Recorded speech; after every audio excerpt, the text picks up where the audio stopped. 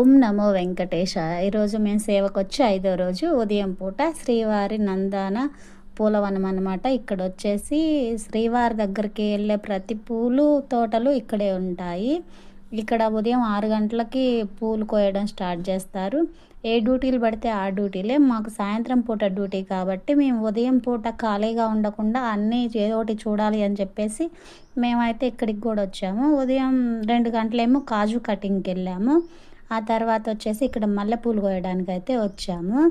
ఇంకా ఇక్కడ కూడా చాలా రకాల పూలైతే ఉంటాయి.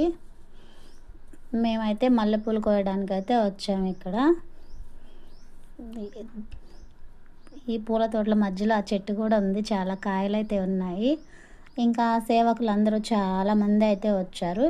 మల్లెపూలు కూడా ఉదయం 6 గంటలకే కోసారు ఫస్ట్ టిప్పు కోసేయి. ఇవి వచ్చేసి సెకండ్ మళ్ళీ టైం 12 గంటలకి కూడా మళ్ళీ కోపిస్తున్నారు.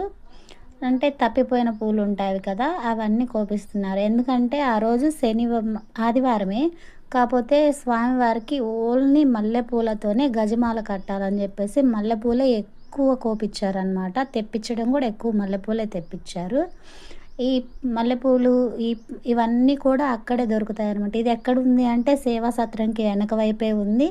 మీరైనా ఎప్పుడైనా వెళ్ళినప్పుడు ఇవన్నీ కూడా చేసుకోండి, ఎవరు మిస్ అవ్వకండి. మనకేసిన డ్యూటీలే కాకుండా ఎక్స్ట్రా డ్యూటీలు ఇలాంటివన్నీ కూడా చేయొచ్చు. ఇంకా చాలా పూలు కట్టడం ఇంకా చాలా చాలా అయితే ఉంటాయి. మనకి నచ్చిన వాటికైతే మనం వెళ్తూ ఉండొచ్చు, వాళ్ళు ఎవరు కాదనరు. ఇలా చేయడం అయితే మాకైతే చాలా అదృష్టం అనుకున్నాను నేనైతే, ఇలాంటివన్నీ చేయడం. ఇది సేవలో మేము వెళ్ళిన 5వ రోజు. Okay friends.